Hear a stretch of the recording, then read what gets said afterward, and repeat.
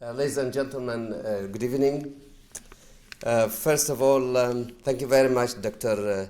Silverstein, for the invitation. Thank you very much for the Association for Study of Middle East and North Africa. Thank you very much, Dr. Peter.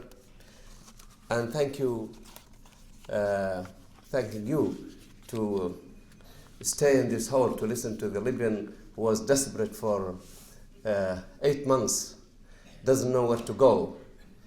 Well, let me start by saying, first of all, Libya and the Libyan people and myself, we are very grateful to the United States to come forward to support the Libyan people who been unfortunate, facing the killing by all kinds of weapons by their own leader, by the using mercenaries and using everything under his disposal to stop the voice of the people who rised after 42 years of desperate, of brutal regime, of injustice, and of dictatorship.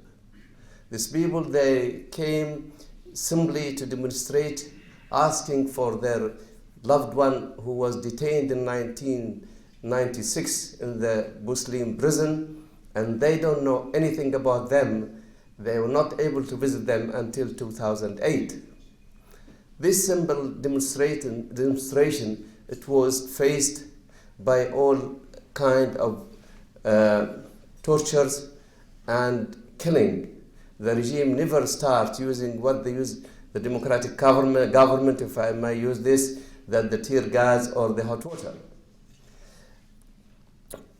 For me, and for the Libyan, and I think even for the international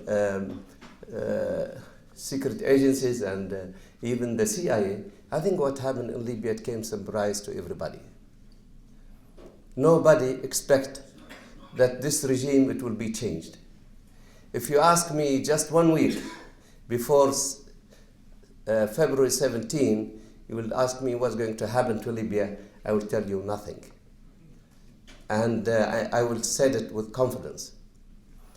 But I believe what happened in Tunisia and after that in Egypt is a change a lot. When these young people, they find the same age of theirs in Tunisia and in Egypt, they made the change, which also was not possible under Ben Ali and under Mubarak. Then they have to face their challenge and also make the change happen in Libya. The United States and the NATO and the Arab countries support the NATO and support the United Nations to adopt the resolution to come and protect the Libyan people. I must say here that without the help of the United States, without the help of NATO, without the help of Qatar and United Arab Emirates, and Tunisia and Egypt, this Gaddafi, he will be able to crush this revolution just in weeks. But the willing of the people on the ground and the shelter and the umbrella they have by the NATO to protect them, that made the changes. I don't want to go back to the history, but I just want to tell you what is going to happen to Libya. Now that Libya is liberated, Gaddafi is dead, and Libyan people are free. 2 days ago, they managed to elect democratically, for the first time in 42 years, their prime minister. The 52 members of NTC, the National Transitional Council, they sit and they elect one prime minister from 5. That they elected Dr. Abdul Rahim Al-Kib. Now, it is great challenging in facing Libya in the future. The security, the stability, the conciliation among the Libyan people. The first thing which now we are concerned of, that the injuries, the wounds. There are thousands of the injury. Maybe they reach more than 100,000 people that are injured. The first group, they came to Boston on the 31st of October, on the special military aircraft. We are grateful to Secretary Clinton and to Senator McCain and Senator Graham and Rubio and Kirk, who started this initiative. Now we have 22 Libyan wounded receiving treatment in the Spalding Hospital. But not only in the United States, we have many in different countries. Then this is the first challenge. The second challenge is the weapons in the hands of the people. Of course, in the war and after the war, still many weapons in the street, heavy and personal weapons, and this is a challenge. But I want you to know that I'm not feared of that, because there is no regular army. The police, they're not functioning as they're supposed to. Then we need somebody to take care of the security of the Libyan border, of security of the cities. We cannot leave it like this. Then who is the one who is going to do this? It's still the same people who fought Gaddafi for the last 8 months. Now the government is starting to encourage the people to handle their weapons and to drive the trucks and the tanks to the places which they market for them. This is a challenge, yes, but at the same time, I think I have to say here that the Western countries, they have to understand exactly what's going on in Libya, the situation. They need our security, they need our stability, they need to protect the borders. And then we still need the weapon in the hands of these revolutionary people for some time. But I am sure after now forming the government, the Prime Minister, he will announce the member of his cabinet, I believe in 1 week, maximum 2 weeks. And I think that every ministry that will be function and that issue will be handled in the right way. The second thing is concern the Western is the Islamist or Islamic groups in Libya.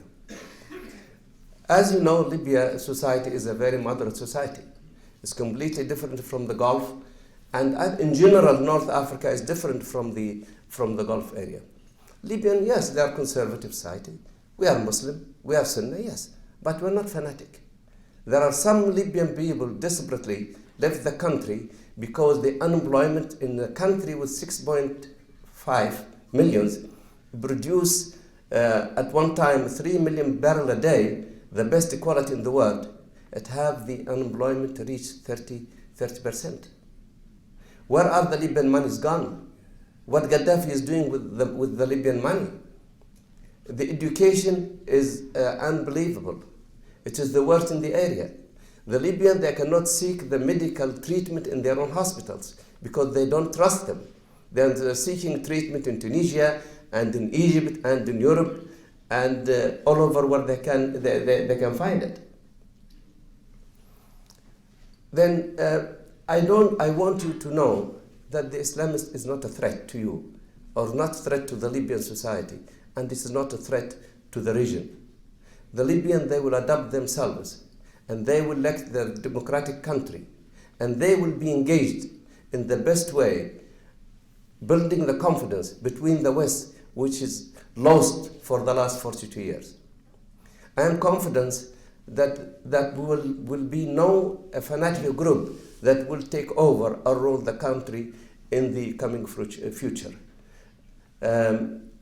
We have to understand, for example, what's going in Turkey now. Turkey has been run by Islamic Party for a long time, but it is a moderate, open, progressive party. There are some members who fought, as I said, in Iraq. They came back to Libya, but they gave up their commitment, their relation with Al-Qaeda or with the Libyan fighting group. When the fight is on, and you will see the camera is focused on some of them, try to tell the West that this is previous member of Al-Qaeda.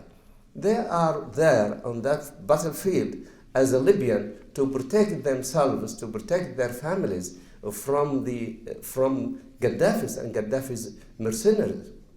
Gaddafi's war against the Libyan, it is unbelievable and it never happened in that region or maybe in the world.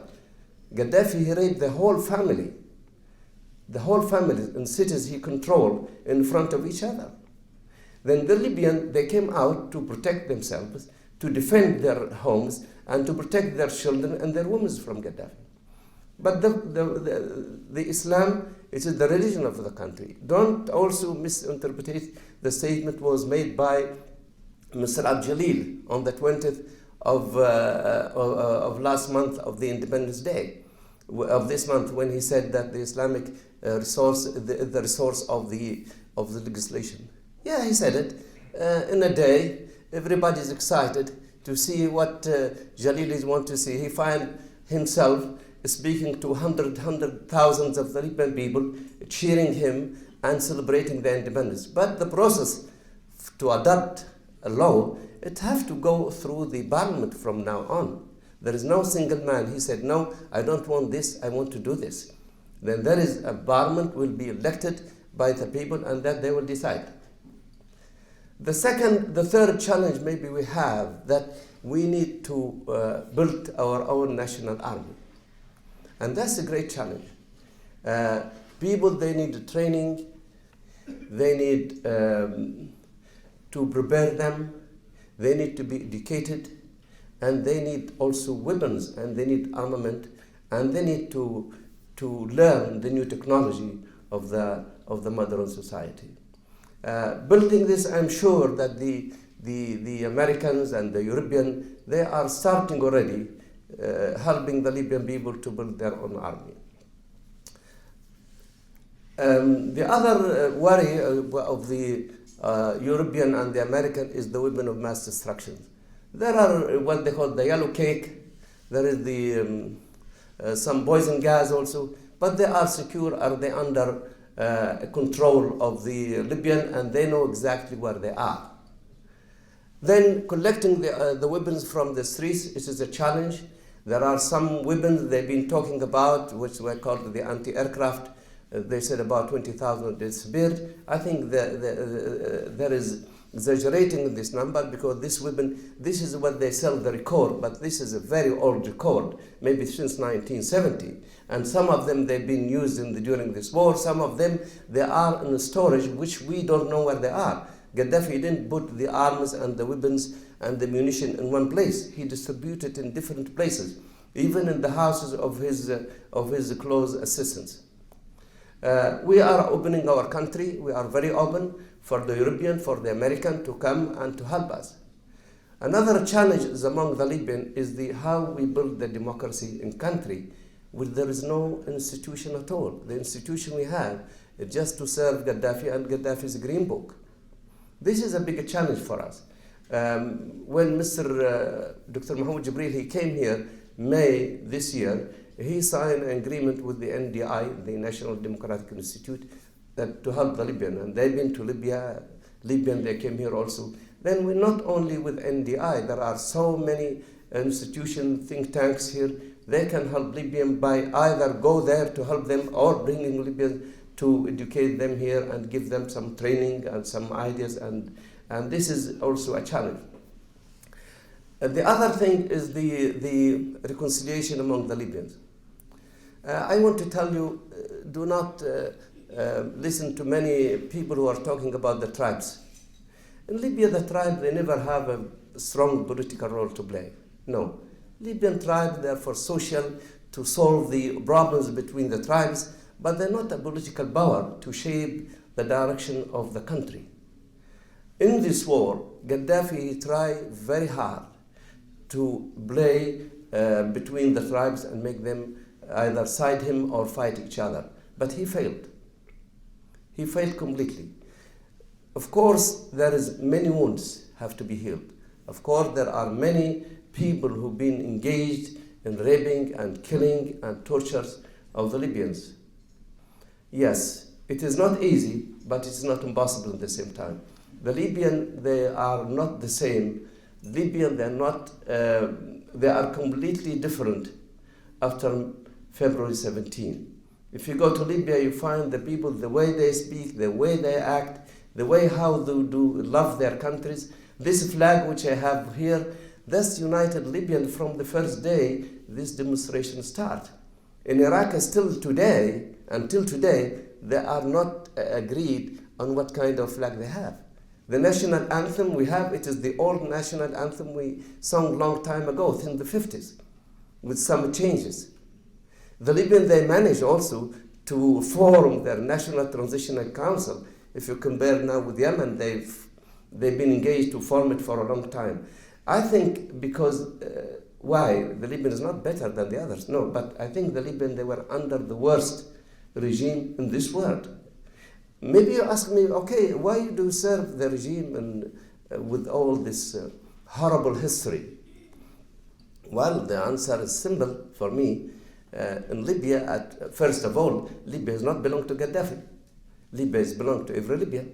Then if we don't agree with him, then we leave the country for him. There are many decent people, many honest people in Libya. They are working for the government, but they are not happy of what is going on. At least there are someone who can tell or at least say that this is wrong. I am here, have more access to say this is wrong, because I always can use what the American thinking about Libya, what the American thinking about things have to be done. Then sometimes I have a stupid letter to be delivered to the president or to the secretary, and I look at it and said, well, what logic is this? Why they send me something like this? Then I can answer back, no, please, listen to me. This cannot happen. My engagement here with the State Department and with different departments in the United States, that I want to make things easy for the Libyan people. If Gaddafi, he feels he's not secure, that means more pressure, more killing, more torture for the Libyan people. Exactly that's what happened. If he feels that the United States, they are against him, they want to make problems for him, then believe me, the one who will pay the price is the Libyan people. Then I try as much as I can that to make the Libyan people less suffering from Gaddafi. And the second thing, the other thing, why I'm stay, for example, working, because there is no other thing to do. There is the private sector, they just open, and then if you work, either you work for the government and you have no work. When I came here to this country in 2004, I told the Libyan community, look, here the embassy is open in the United States, in Washington, since maybe for more than 30 years, that no representation between the two countries. If we can serve you, if we can help you, I don't care if you are with the regime or against the regime, this is not my issue. My issue, how can we help you? Then this is the situation exactly in Libya. I am sure now the Libyan, they love their country more. I am sure the Libyan now, they are ready to sacrifice. And I am sure that the Libyan who united for 8 months with all the tricks of Gaddafi, and they united to take him out and to capture him, I have the great confidence that this Libyan, they will be able to build a democratic country based on justice and human rights and freedom of speech, and they will take care with their people, with their wounded.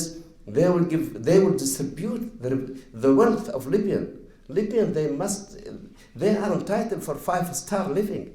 Why they should live in the life that has even no star? I mean that I work for the government for 40 years.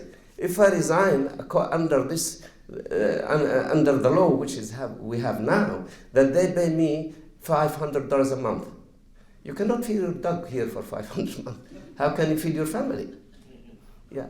Then what we want? We want the United States and we want the West to be responsible or to help Libyan, not only during the war, but also during the peace.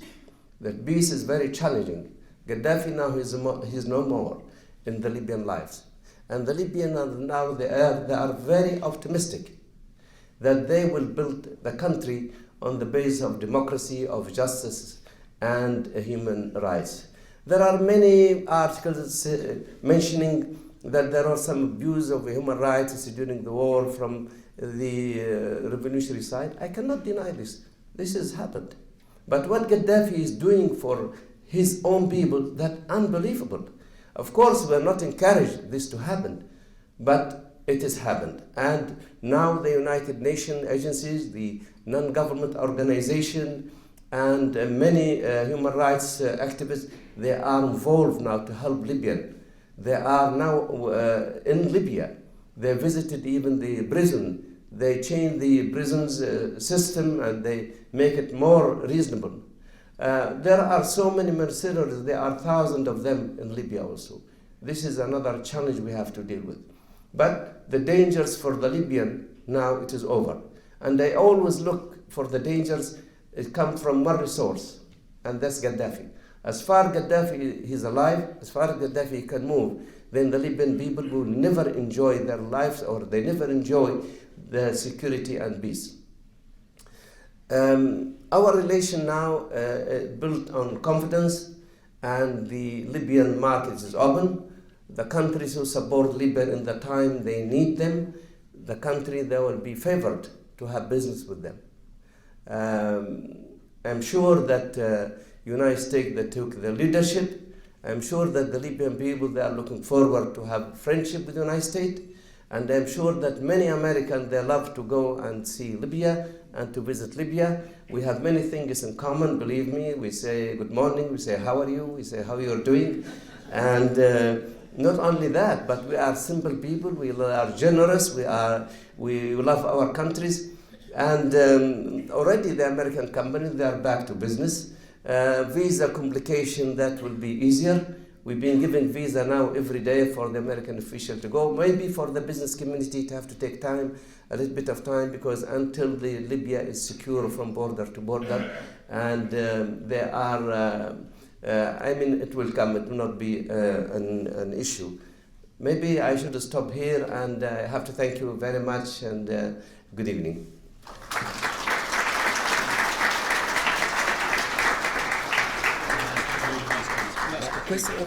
We have time for 3 questions. Thank you very much, Your Excellency, for your words this evening. My question is, what sort of relationship do you envision between the new Libya and the State of Israel?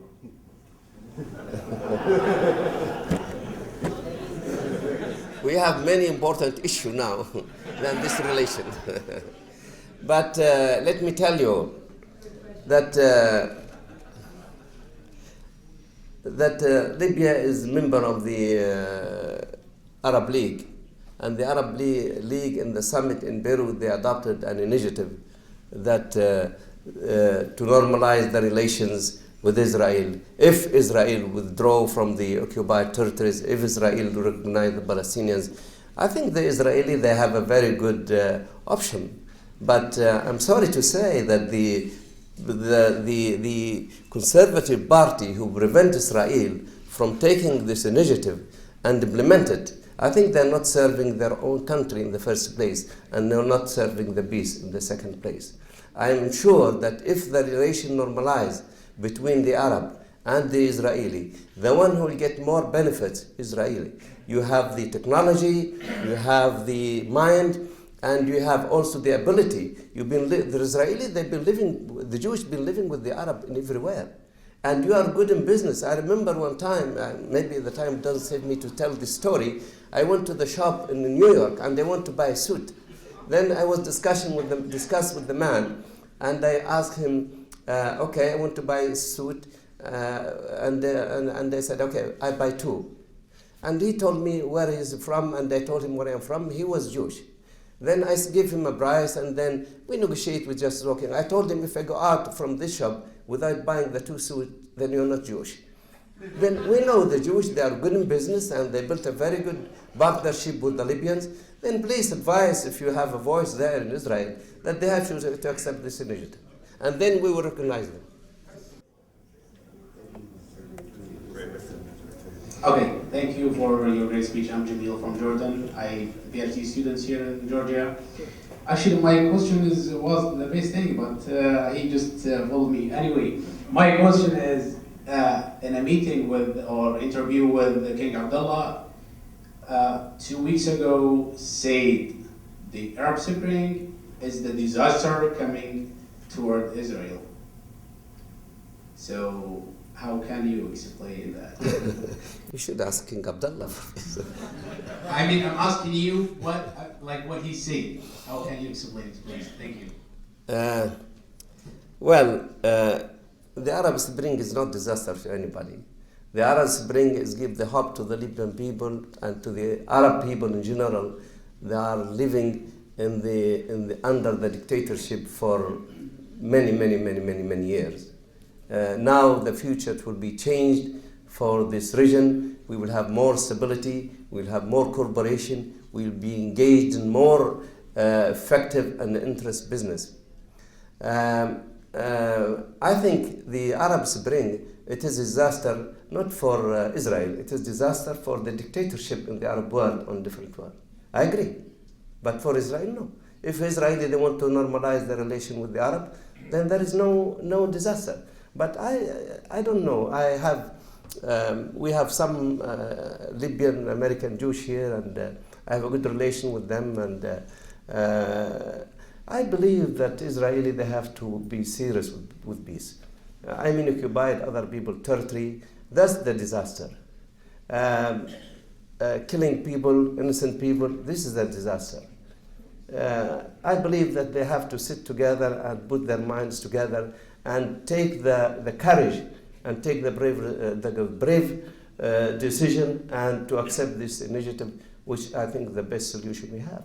And the American, they have responsibility for that. The American, the United States, please help the Israeli to make peace. You have to help them. Help them not by supporting them if they are wrong. Now, there is a solution for the two states. There shouldn't be no American veto on that. We say no one give his good luck to his sister. Then don't give your luck for the country who doesn't want to make peace. Then you have your responsibility, the American taxpayer. You have to help them, to help the Israeli to make peace with the Arabs. The Arabs, they're ready.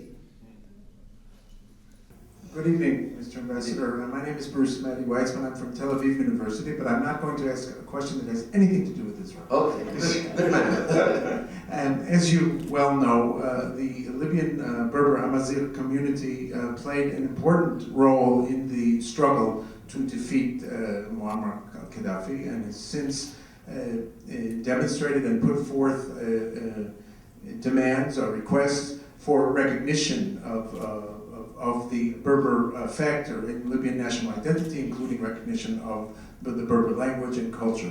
I wonder if you might comment on that, about what the chances are of the new Libya to include the Berber identity, Amazigh identity in the new Libya. Thank you. Well, thank you very much. Yeah, for the first time in the Libyan history that the Amazigh, they've been able to use their own language. And that's even during the kingdom or the monarchy regime, that was not happened. Myself, I am half 50% Amazigh. My father, he is a Berber originally, but my mother is not. I don't speak the language. But for the first time that the Amazigh, they have their rights. They have now, even in the channels, the free TV channels now, they're having their own program. And this is something we have to be proud of. These people, they fought Gaddafi with everything they have in their hands. And the western mountain, that the place which always Tripoli is occupied, it's coming from the west. Never Tripoli conquered by the east. Then they fought in every place in that path. And they now, the people in the west, in the east, in the middle, they recognize them as a very important force that they help the Libyan people to capture the Gaddafi. Then be sure that now they have their freedom and they have their language and there is no more sensitivity, which is the regime is responsible for it.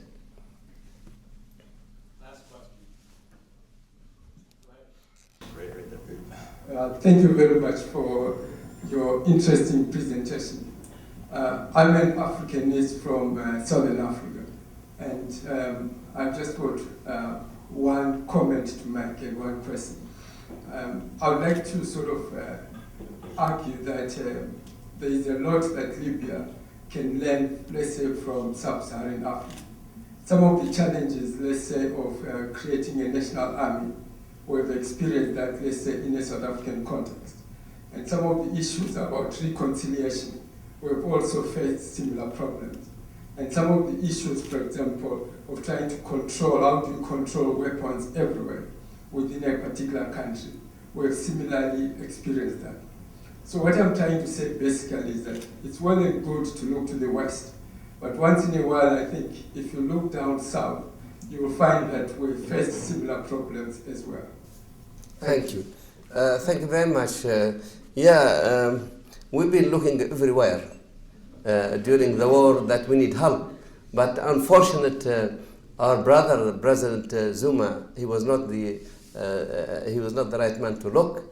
Unfortunately, he was not supporting our struggle against the regime. But the South African people, yes, they do, and they still.